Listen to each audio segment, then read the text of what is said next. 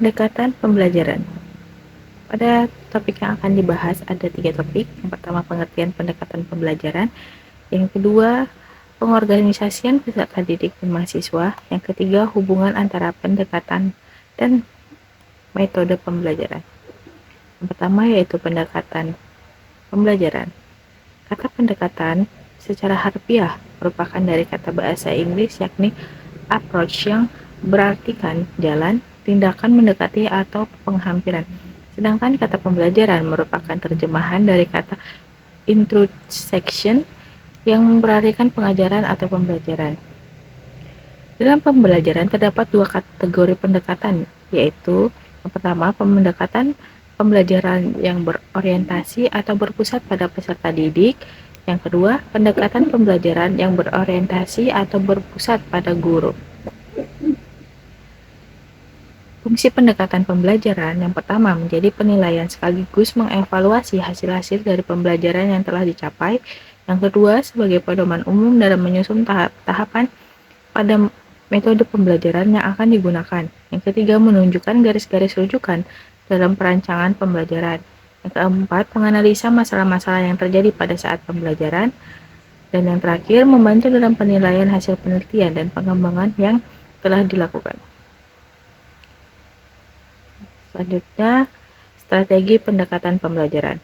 Strategi pendekatan pembelajaran dapat diartikan sebagai perencanaan yang berisi tentang rangkaian kegiatan yang didesain untuk mencapai tujuan pendidikan tertentu. Jenis-jenis pendekatan pembelajaran. Yang pertama, pendekatan quantum teaching. Quantum teaching berasal dari kedua kata, yaitu kata quantum yang berarti interaksi dan teaching yang berarti mengajar. Dengan demikian, maka quantum teaching adalah orkestrasi bermacam-macam interaksi yang ada di dalam dan di sekitar momen pembelajaran. Yang kedua, pendekatan multiple intelligences.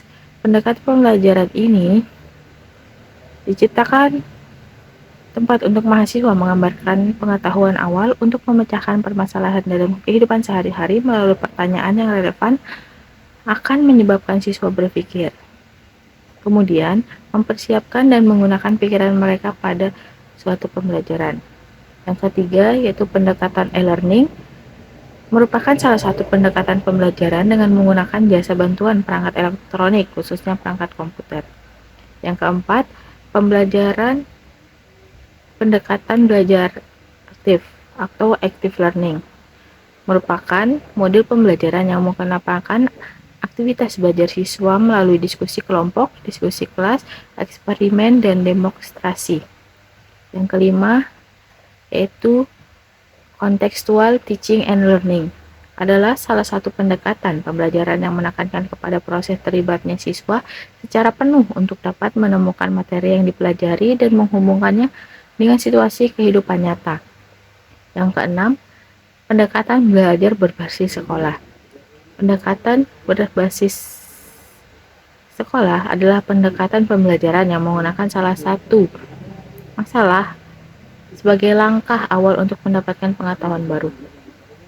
Yang ketujuh, pendekatan belajar kooperatif adalah pedoman berupa program atau petunjuk strategi belajar yang dirancang untuk mencapai suatu tujuan pembelajaran. Selanjutnya, pengorganisasian peserta didik atau mahasiswa. Dalam dunia pendidikan, peran pengorganisasian peserta didik atau mahasiswa sangat diperlukan guna mencapai kemaksimalan dalam pembelajaran.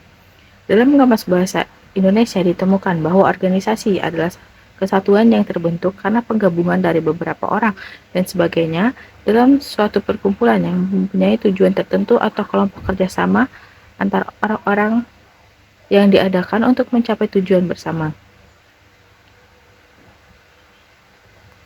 Konsep pengorganisasian pembelajaran.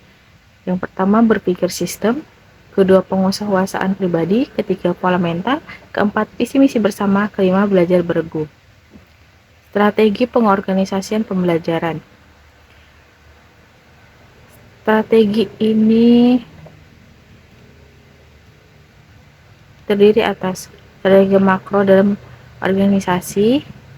Strategi makro dalam organisasi belajar yaitu kapasitas belajar, meliputi informasi verbal, keterampilan intelektual, strategi kognitif, sifat, keterampilan motorik.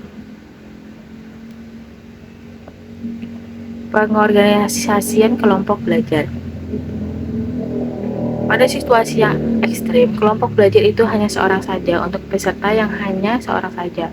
Metode yang digunakan adalah konsep pembelajaran, mengajar tutorial, pengajaran terprogram, atau studi individual. Untuk kelompok kecil sekitar 2 atau sampai 20 orang, metode pembelajaran adalah diskusi atau seminar yang menggunakan metode klasik atau classroom teaching. Kalau kelompok belajar melebihi 40 orang, peserta biasanya disebut audiens. Metode belajar mengajarnya adalah kuliah atau ceramah. Selanjutnya yaitu hubungan antara strategi, tujuan, dan metode pembelajaran. Strategi pembelajaran terdiri atas 5 komponen utama yang saling berinteraksi dengan kreatif. Fungsi dalam mencapai tujuan pembelajaran yaitu A. Kegiatan pembelajaran pendahuluan. Dalam kegiatan pendahuluan dapat dilakukan teknik dengan menjelaskan tujuan pembelajaran khusus dan melakukan ekspresasi yang berupa kegiatan. Yang B. Mencapaikan informasi. Yang C. Partisipasi peserta didik. Yang D. Tes. Dan yang E. Kegiatan lanjutkan. Pemilihan strategi pembelajaran hendaknya ditentukan berdasarkan kriteria berikut. A. Orientasi strategi pada tugas pembelajaran. B. Relevan dengan isi atau materi pembelajaran. C. Metode dan teknik yang digunakan difokuskan pada tujuan yang ingin dicapai. D. Media pembelajaran yang digunakan dapat merangsang indera peserta didik secara stimulan. Itu saja yang dapat saya sampaikan. Terima kasih.